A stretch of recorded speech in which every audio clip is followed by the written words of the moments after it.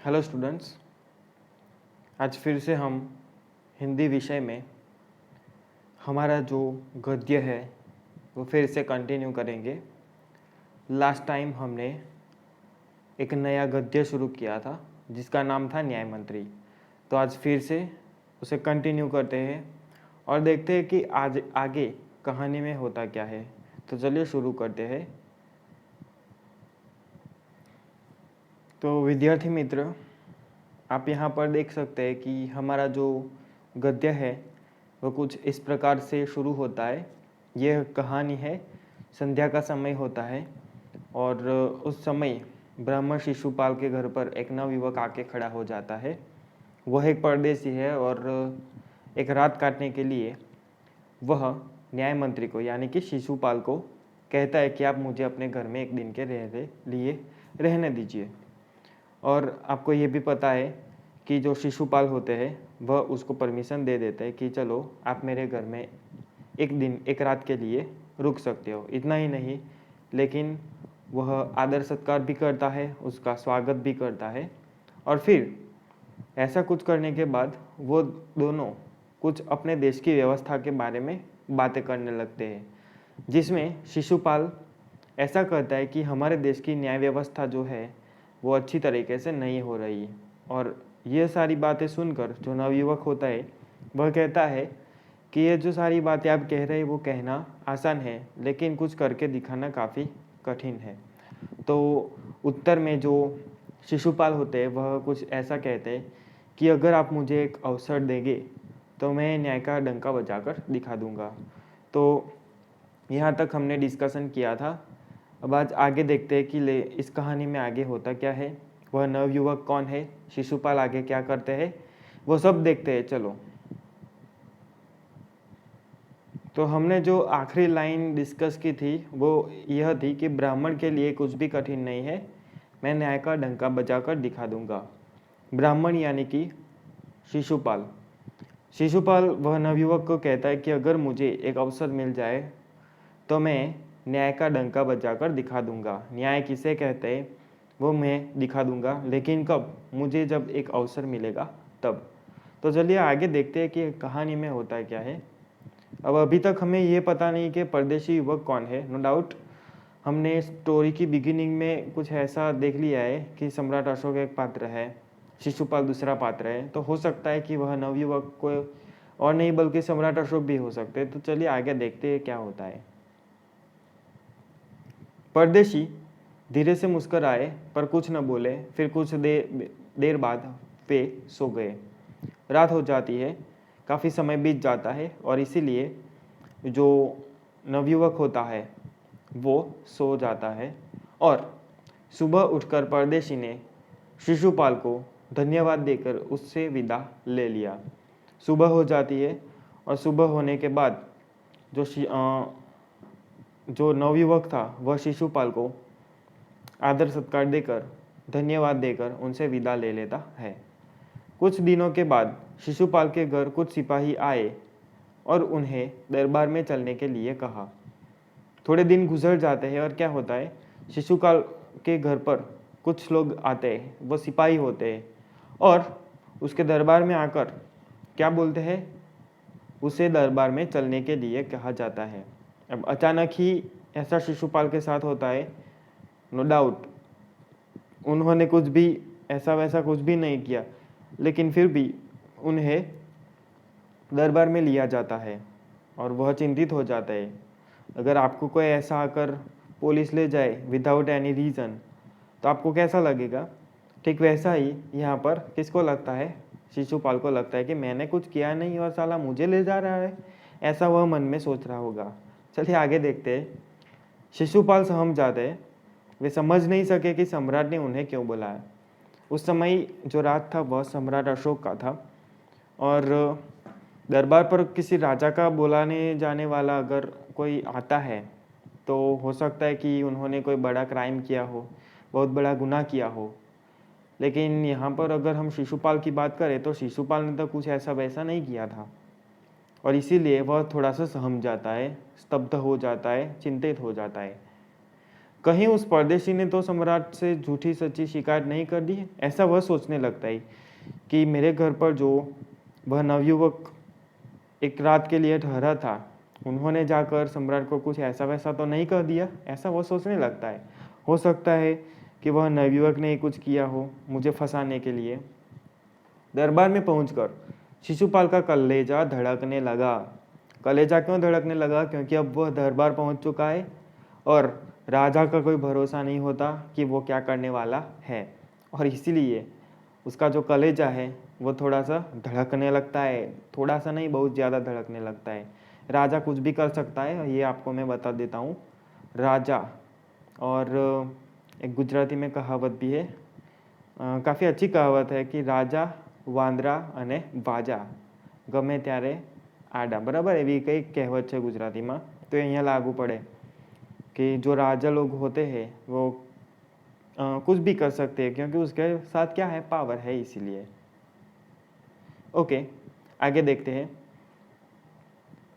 शिशुपाल का कलेजा धड़कने लगा जब उन्होंने देखा कि परदेशी ही सम्राट अशोक थे।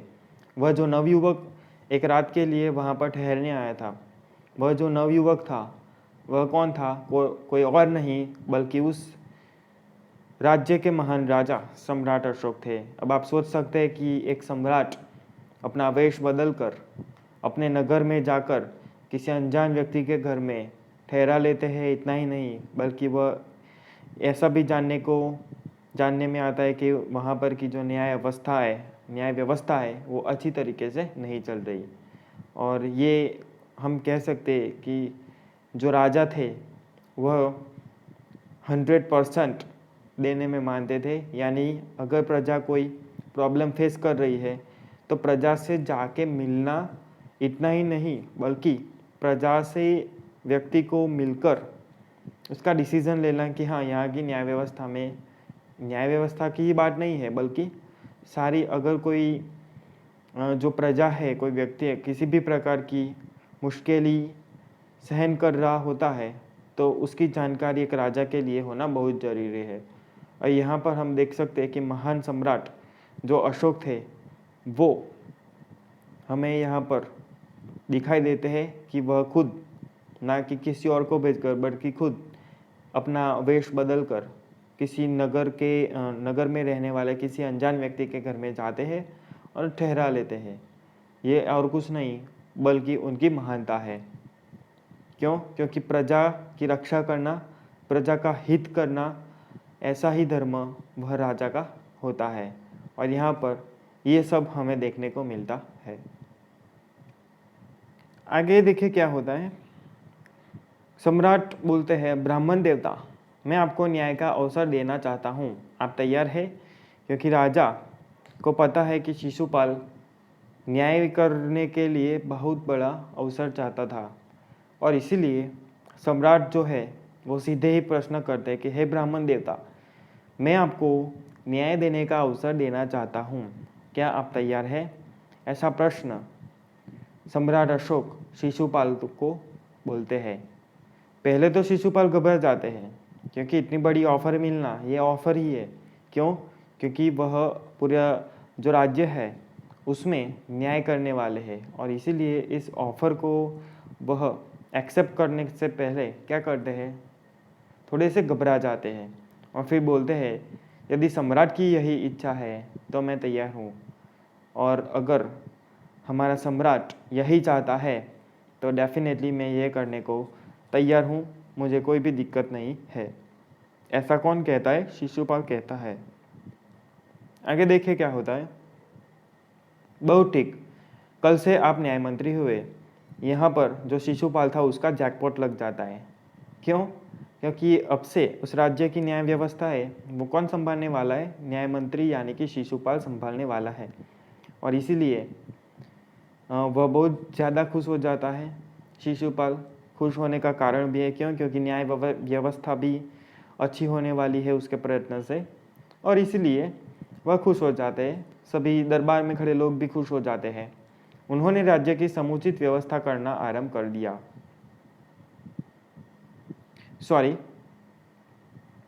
बहुत ठीक, कल से आप न्याय मंत्री हुए, सम्राट ने कहा, और अपने हाथ से अंगूठी उतारकर शिशुपाल को पहना दी।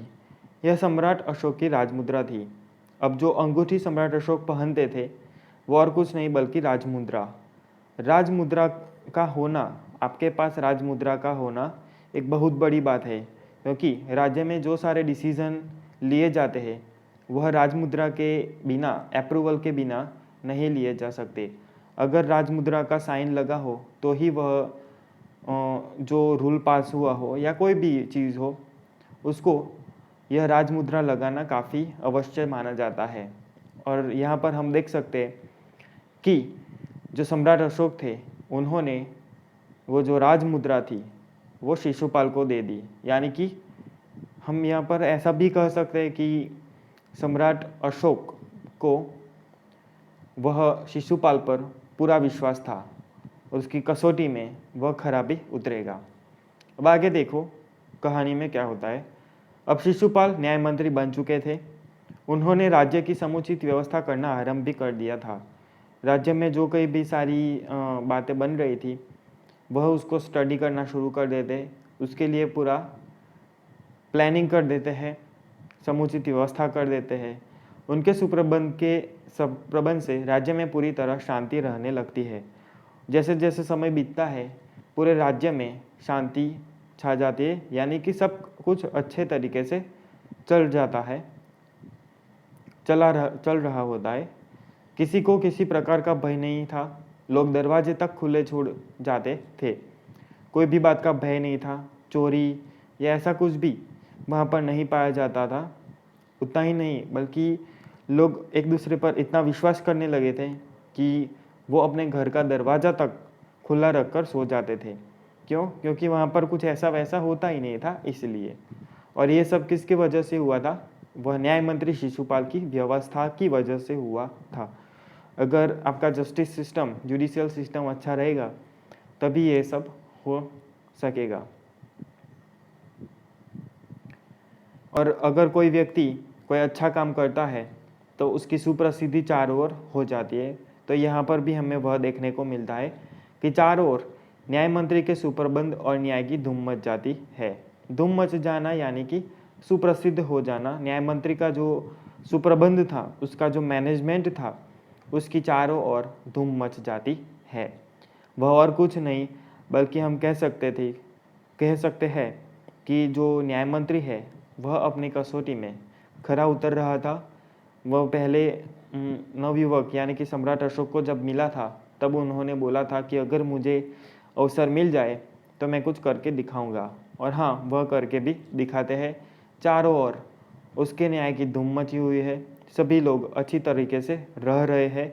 इतना ही नहीं बल्कि एक दूसरे पर लोग पूरी तरह से विश्वास भी कर रहे हैं। तो विद्यार्थी मित्र, आज हम यहाँ पर स्टॉप करते हैं हमारा डिस्कशन, क्योंकि आगे से जो हमारी स्टोरी है वो थोड़ी चेंज होने वाली है। आगे थोड़ा सा ट्विस्ट है, वह ट्विस्ट में आपको बहुत बड़ा मज़ा आने वाला है। लेकिन आज जो हमने डिस्कस किया, यहाँ पर हम ऐसा कुछ कह सकते हैं कि जो नवयुवक था वह और कोई नहीं बल्कि सम्राट अशोक था। वह सम्राट अशोक शिशुपाल को न्याय का अवसर देते हैं। इतना ही नहीं बल्कि जो शिशुपाल जब न्याय मंत्री बन जाते हैं तब वह पूरी तरीके से अपने कार्य में लग जाते हैं, पूरा नया सुप्रबंध कर देते हैं। और इतना ही नहीं, वह अपनी कार्यक्रम में सफल भी हो जाते हैं। और इसी की वजह से क्या होता है कि चारों ओर राज्य में शिशुपाल के न्याय की बातें हो रही है, वह सुप्रसिद्ध हो जाते हैं।